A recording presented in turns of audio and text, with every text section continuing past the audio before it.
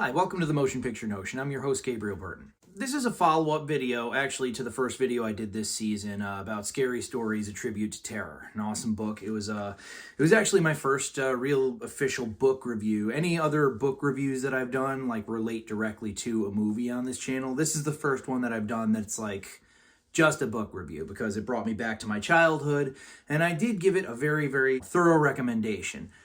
That being said, go figure, my first book review, to some degree or another, I would have screwed it up. There was one thing that I said in the previous video that was actually not accurate, and that is that none of the stories in this book are based in folklore. Now, it's kind of funny because I had posted this video, and the actual author, Kurt Tuckfield, found me on YouTube and watched my video and liked it, so I started following his channel. By the way, you guys should check out his channel because he does readings of some of the stories in this book, and he's a very, very good storyteller. He does like all the creepy voices and everything, and if you want to get like a little sample of like what this book is like, that'd probably be the way to go about doing it. But anyways, beneath one of his videos, I commented, essentially saying like, hey man, I loved your book, and I can't wait until we go camping this year so I could bust it out and like, tell some of these creepy stories by the campfire. And he basically replied, oh, hey, thank you, and thank you for the video you just released. By the way, did you read the notes? I mean, I read like the first half a page, and essentially he was talking about his nightmares, which relates directly to the first chapter of the book. Truth be told, I never really read the notes and sources in any of the early Scary Stories books, and it's just something that I've become accustomed to doing, In fact, the original 3, which are downstairs currently right now, I've not read the notes and sources. I probably should, given how many years those books have been in my childhood. And I mean, don't get me wrong, a great deal of these stories are original. Some are inspired by certain things. Rod Serling, for example, he likes like Lovecraft and stuff like that, but there's some folklore in this book from like the Ute Indians, Native Americans. I'm not sure how that's pronounced. Ute, it's spelled U-T-E.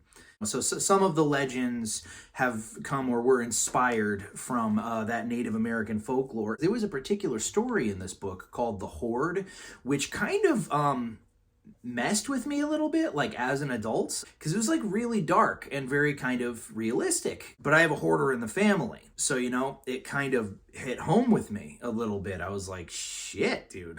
And that's all the more reason why I should have read the damn notes, because first of all, Kurt Tuckfield, he had encountered hoarders before, and the way he described it, like having to navigate your way through like these tributaries, areas that were once hallways or rooms amidst all these piles of clutter. So he had very like firm grasp on like what a hoarder actually is. But the story itself was based off of something that actually happened. The Horde is the very true story of the Collier brothers, who are considered to be the worst hoarders of all time.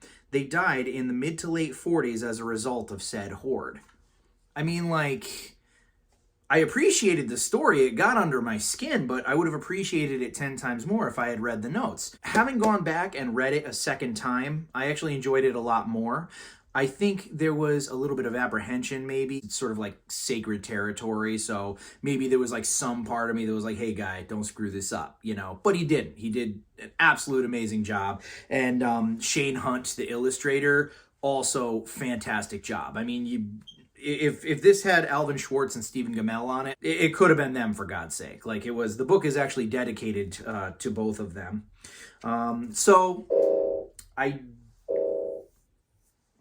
Really, dude?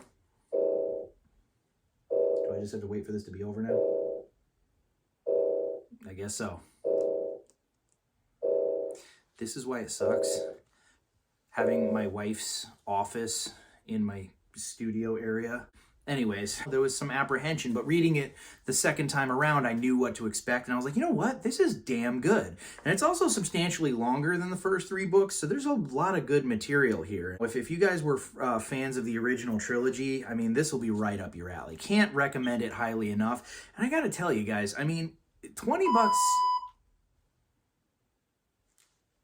bucks a pop, signed by the author and illustrator, is pretty damn good. Anyways, I just wanted to correct my mistake on my first video. Scary Stories, A Tribute to Terror, can't recommend it enough. It's worth your time. And like I said, follow Kurt Tuckfield on YouTube. If you have any semblance of a doubt about the awesomeness of the stories in this book, there are several that he reads there, and it also kind of gives you like the inside scoop. He's got a video of like one of the houses that inspired some stories from this book.